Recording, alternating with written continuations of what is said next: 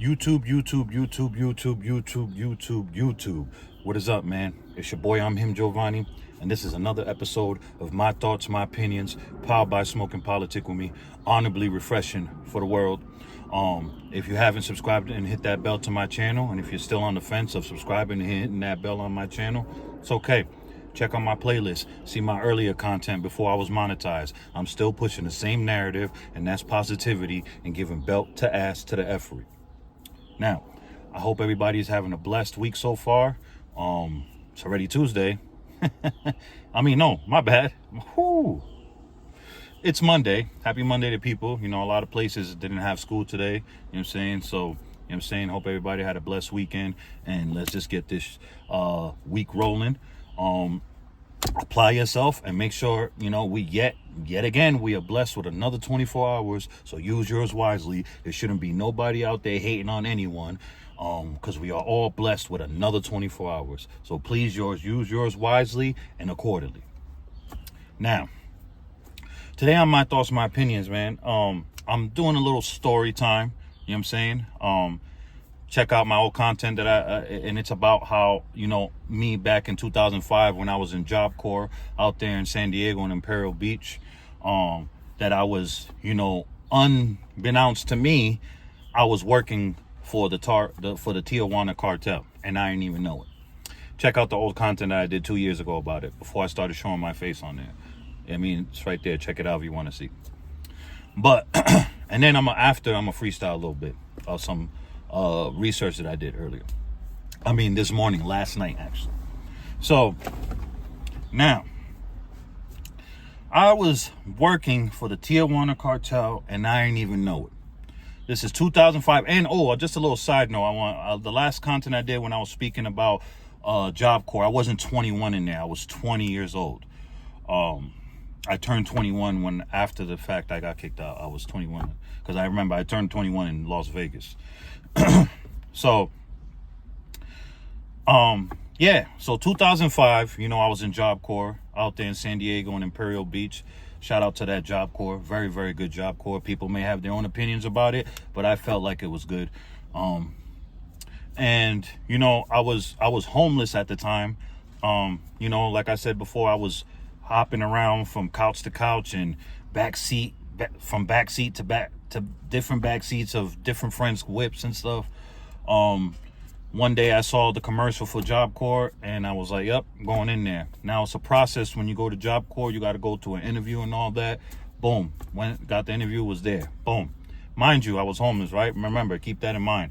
I only had a backpack on me and the clothes that I had. And inside the backpack I had a few pairs of underwear, a dirty ass white tee that was actually a brown tee, but I still had it because I had nothing else besides the other shirt that I was wearing, and dress clothes that I had to steal from Marshall's because it was a business casual interview. I mean, I went through the motions. But anyways, So,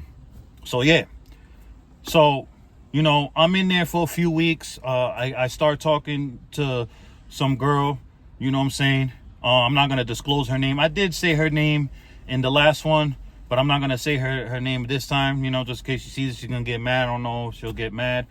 I'm just going to say her name, Linda. There was this chick named Linda, some Mexican girl named Linda I was talking to. We ended up being together, and her uncle was at Job Corps too, but they were only like a couple years apart. You know what I'm saying? I think she was like 23 and he was like, not even, I think he was actually like a year older. He was like 24. He was at the cutoff age of where you could be at Job Corps. So, her uncle, I'm going to say his name too, Ivan. Shit. I mean, Ivan was there. You know what I'm saying? We were all there. And then her brother, you know, Ricky, you know what I'm saying? We was all there. I got, you know, me and her ended up together. And we was on a pass because they'll give you a pass every weekend.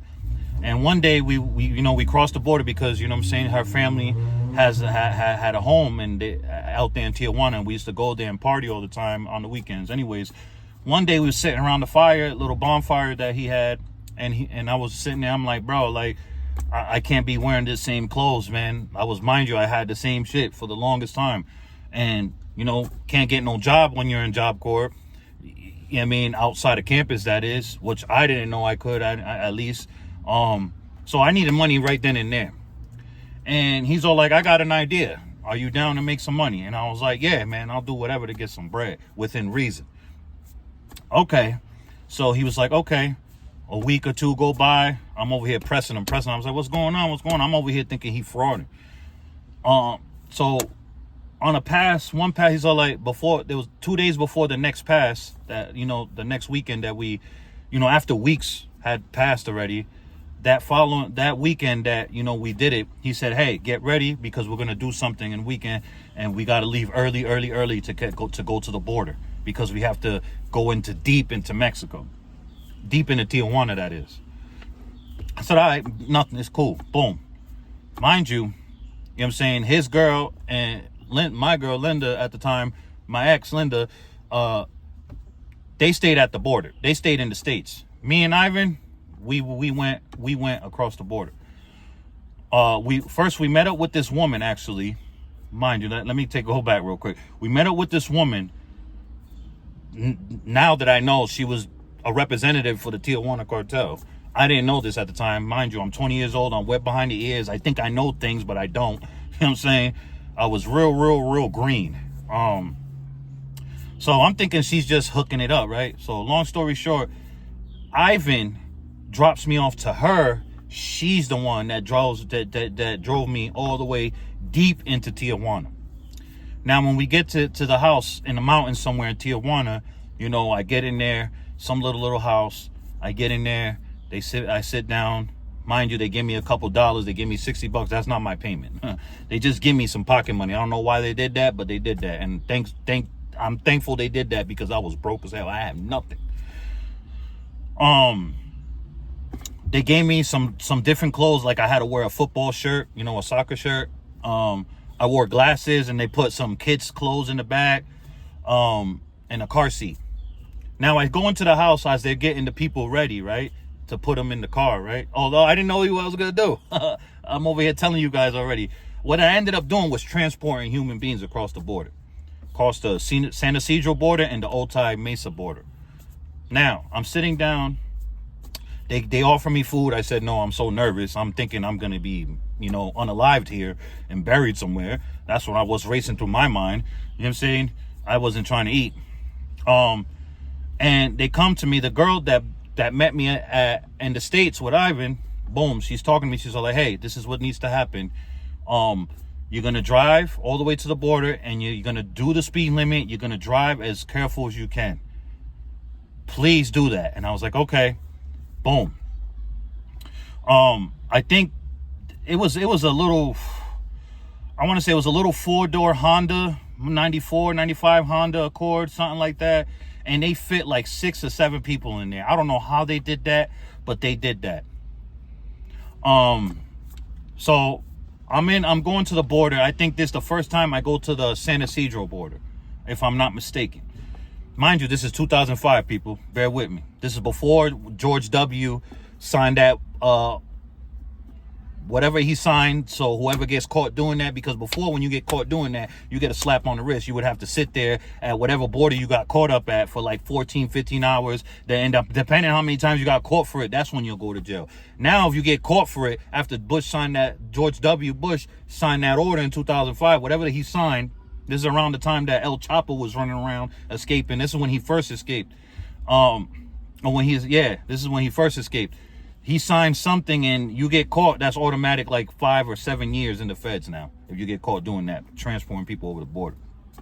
All right, so fast forward, go back to what I was saying. So I'm going through the border, right? Mind you, I'm letting everybody by. I let these 3 big church vans cut me. I'm in the border for 2 hours. In the heat, it's hot as hell too. Summer. I feel bad for these people, man. Now, the first time I did it, the person that I'm going to, the person that meet me at the border, the guard, the officer, he wasn't in on it. So this was just a gamble for me. And thank God he was a young kid. He was young, and I told him, and I didn't have a license or nothing. I was like, here, I just showed him my ID, my Job Corps ID, and I had kid stuff in the back. So I showed him the ID. I get up there. Finally, I get up there after 2 hours. And he's all like, and he's looking like he wants to tell me to go pull this way so I could get checked. And I was like, look, I showed him the card. I said, look, I'm in Job Corps. I'm late. I was just dropping my baby mom off and my kids.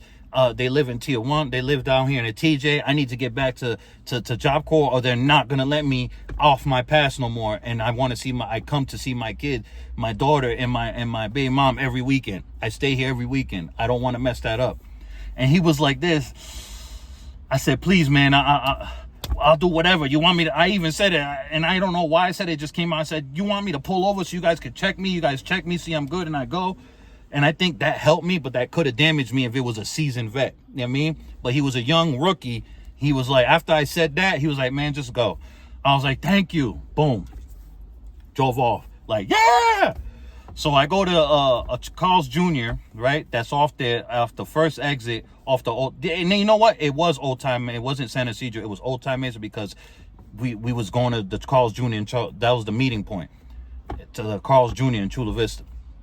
So everybody that knows what I'm talking about, they know what I'm talking about. Mind you, before I get there, right, to the meeting point, Carl's Jr., I pull off to these apartments because these people been in the trunk for 2 hours. Longer than that, because mind you, I was deep in the mountains. So I had to get all the way down to the city in Tijuana and then get to the border. That's like an hour and some change. So 3.5 hours they were in that trunk. 6 or 7 people, I forget. But I know it was 6 or 7. 2,500 a head. And we split that 3 ways. Anyways. So I pull into these apartments because I feel so bad. I want to get them out, right? Mind you, I can't get them out. This before, like, I didn't have a cell phone. I know cell phones were out 2005. I didn't have one. And I only had the cash that they gave me. I didn't have coins to use a payphone. One of the guys that's in the trunk, he had to punch open the back seat to, from the trunk. You know how you could do that? He had to hand me quarters to make a call. So as I jump back in the car, I'm trying to get out these apartments. Mind you, there's a big ass Cadillac Escalade, a white one. I will never forget it. And I'm sure the owner of this car will forever remember that. They probably most likely don't even have that, but I know they always remember that when they came out the next morning and seen that shit. I took the whole back bumper off. I took it all off because I wasn't paying attention. Man, I ripped that joint off. That shit was hanging and I fucking just kept going. So I get to the Carl's Jr., the meeting point, right? Ivan's not there. So I freaking go on the payphone, call him, be like, yo, I need you over here. I can't get these people out. You know what I'm saying? He comes, I guess we wait like 10 minutes. He gets there. He gets them out. I don't know how he did it. He gets them out. They all come out. Boom. That's done. That's the first time. My half, I forget the exact amount, but man, the next day I went to the Chula Vista Mall, man, I bought so many outfits, so many pairs of shoes, and mind you, 2005, so the cost of shoes and clothes wasn't that much. And I even bought my ex at the time clothes and outfits and shoes for her. You know what I'm saying? And we even freaking took star pictures too. If you know, those back in those days, especially in the West Coast. That's the West Coast thing. So okay, so we did it. You know what I'm saying? I did it another time. I did it one more time. And it was 3 times in general that we did it. But I didn't do it the last time. I had my ex do it the last time. And we'll get to that. The second time, right? And the last time that I did it, one of them was in on it at the border. You know what I'm saying? So it was less nerve-wracking than before from the first time. You know what I'm saying? I got so lucky with that. And I don't fold under pressure. Even though I was still green back then, I was never the one to fold under pressure. You know what I'm saying? So this time, you know what I'm saying?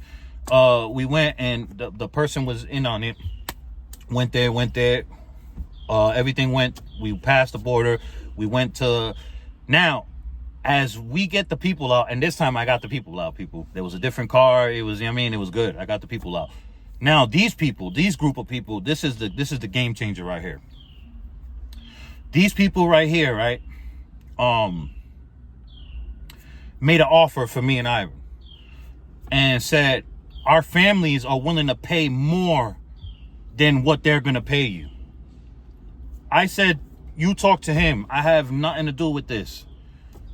Little did I know I had everything to do with this. But they went and talked to him, and Ivan came to me, and was like, what you want to do? I said, whatever you feel is best. As long as we getting paid, I don't care. You know what I'm saying? And mind you, I'm not knowing that we're working with cartel. You know what I mean? That we're effing with cartel money. You know what I'm saying? If I would have knew that, I probably would have never even done it. Maybe I would have done it once, but especially for shit show, I wouldn't have been playing with. I would have been like, nah, we need to give them to these people. That's it. Y'all, you be happy you got here. Be all you could be now. You're in America. I would have been on some shit like that. You know what I mean? For shit show, I would have. So, long story short, we ended up meeting up. We had to go somewhere. I think it was Irvine, California. So we went from freaking all the way down in freaking San Ysidro somewhere, all the way to Irvine, California. San Ysidro is by the border. It's a border little town in San Diego. A border town between Tijuana and San Diego. It's basically the last stop right there. You know what I'm saying? That and Imperial Beach. And Old Time Mates too. Anyways, so we get to Irvine. We drop them people off. They pay us lovely. Boom. Now, we do it one more time. And I'm going to just speed this up. It didn't get through because my ex got caught with Ivan's girl. And they had to sit in the San Ysidro border for 14 hours because they got caught. Boom. We never did it again. Now, here we goes with this. This is the kicker now. Weeks go by. Ivan comes to my room because we're in the same dorm in Job Corps. And he's all like, yo, I got to talk to you. I said, what's up? Boom. He tells me, he said, yo, I didn't let you know about something. Don't get mad. And I was like, what's going on? He said, you know the shit we was doing? I was like, yeah. He said, well, we was doing it for the Tijuana cartel. And we just they want their money. And we don't have their money. I said, so they know where we're at? I was like, yeah. So you know what they did? They put a PBA or PSA to all the organizations that are right there in Imperial Beach. The Mexican organizations that are right there. They put a fucking all post bulletin, APB on me, Linda, Ivan, and Ivan's freaking chick. She didn't even go to Job Corps, but they still put a hit on us or whatever the hell they did. Most likely it was a hit. And I remember I talked to that lady that took me to my first thing in Mexico. The lady, I remember her video.